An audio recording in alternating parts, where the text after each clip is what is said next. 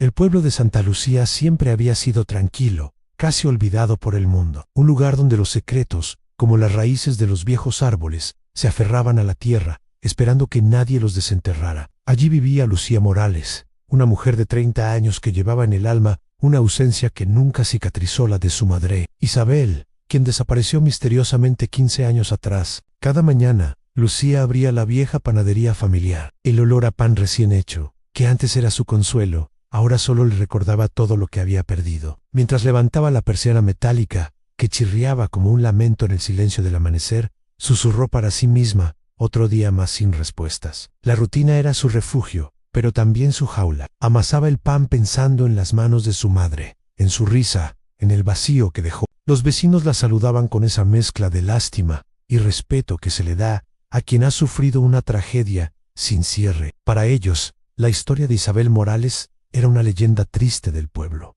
Para Lucía, era una herida abierta. Aquella tarde, mientras el sol teñía de naranja los tejados de Santa Lucía, algo rompió la monotonía. Una carta. Estaba en el suelo, junto a su puerta. No tenía remitente, solo su nombre escrito, con una caligrafía nerviosa. Sus manos temblaron al abrirla. Dentro, una sola frase impresa en un papel amarillento: Lucía, la verdad nunca murió. Vuelve al lugar donde todo empezó.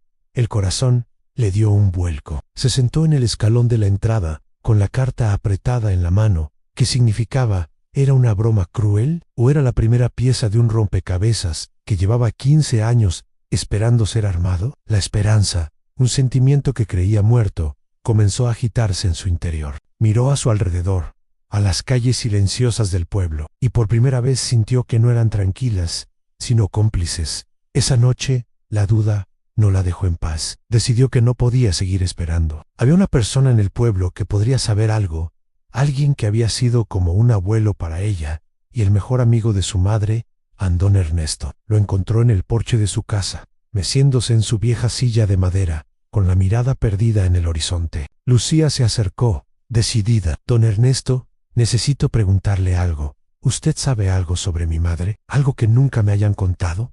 El anciano levantó la vista. Sus ojos, nublados por los años, reflejaban una profunda tristeza. Bajó la mirada, suspiró pesadamente, y el sonido pareció llenar todo el silencio de la noche. Hija, hay silencios que protegen, pero también destruyen. La paciencia de Lucía se quebró. 15 años de silencios protectores eran suficientes. Estoy cansada de silencios, exclamó, con una fuerza que no sabía que tenía. Quiero la verdad, sea cual sea. Don Ernesto se estremeció. Las palabras del anciano salieron como un susurro cargado de culpa. Tu madre no se fue por voluntad propia. Alguien la obligó a irse. Lucía sintió que el suelo desaparecía bajo sus pies. El aire se volvió denso, difícil de respirar. Se apoyó en el poste del porche para no caer. ¿Quién?, preguntó con un hilo de voz, temiendo la respuesta. Don Ernesto cerró los ojos, como si pronunciar el nombre le causara un dolor físico. Tu padre. El nombre cayó como una bomba.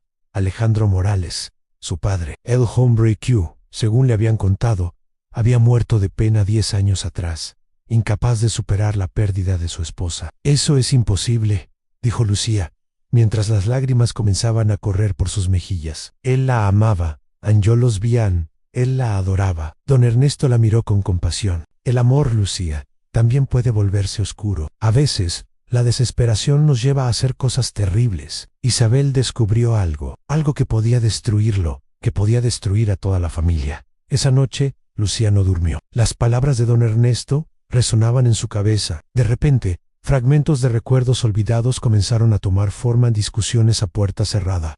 La voz airada de su padre, las miradas frías que se lanzaban cuando creían que ella no los veía. El hogar feliz que recordaba se desmoronaba, revelando una estructura podrida por los secretos. Al día siguiente, impulsada por una nueva y dolorosa determinación, viajó a la ciudad. Se dirigió al antiguo hospital donde su madre había trabajado como enfermera. Necesitaba encontrar a alguien que la hubiera conocido, alguien fuera del círculo vicioso de Santa Lucía. Después de varias preguntas, dio con Clara, una enfermera jubilada que había sido compañera y amiga de Isabel. Se sentaron en un pequeño café cerca del hospital. Tu madre era una mujer valiente, dijo Clara, revolviendo su taza, pero en los últimos meses, antes de desaparecer, tenía miedo. Un miedo terrible. Clara confesó que Isabel le había dicho que alguien la seguía, ¿Que se sentía vigilada?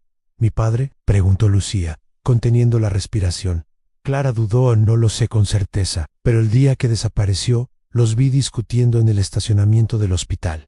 Alejandro estaba furioso. Nunca lo había visto así. Ella lloraba. Lucía salió corriendo del café, ahogada por una verdad que era cada vez más monstruosa. Sentía que se asfixiaba. Se sentó en un banco de la terminal de autobuses, sin saber a dónde ir ni qué hacer. En su teléfono sonó. Número desconocido. Ana atendió. Una voz distorsionada, la misma de la carta. Le dijo Ansi: ¿quieres saber qué pasó realmente con tu madre? Ven esta noche al faro abandonado. Annie colgó en el faro. Llevaba años en ruinas, en el acantilado más peligroso de la costa. Era el lugar de las leyendas de fantasmas y de los juegos prohibidos de su infancia. El viento golpeaba con fuerza cuando Lucía llegó, haciendo que las olas rugieran contra las rocas. El cielo estaba cubierto de nubes oscuras. Subió los escalones de piedra, con el corazón martillándole en el pecho. «¡Estoy aquí!», gritó al viento, con la voz rota. De entre las sombras de la entrada del faro, apareció una silueta. No era un extraño, era su tío Marcos,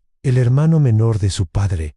«Tío Marcos, ¿tú enviaste las cartas? ¿Tú me llamaste?». Marcos asintió, su rostro demacrado y lleno de dolor. «Lo hice para liberarte, Lucía, para liberarme a mí también. Ya es hora de que sepas todo». «Habla», exigió ella, plantándose frente a él, lista para el golpe final. «Tu padre no mató a tu madre, pero la traicionó de la peor manera posible». La voz de Marcos se quebró. Isabel descubrió que Alejandro estaba metido en negocios ilegales muy peligrosos, en deudas, amenazas. Estaba acorralado. Ella amenazó con denunciarlo para protegerlo, para obligarlo a salir de ese mundo. «¿Y qué pasó?», preguntó Lucía, temblando de frío y de miedo. Él la obligó a huir. Juntos fingieron su desaparición para que sus socios criminales la dejaran en paz. El plan era que él arreglara las cosas y luego se reuniera con ella. Pero nunca pudo. La red era demasiado grande, demasiado peligrosa. Nunca volvió a verla.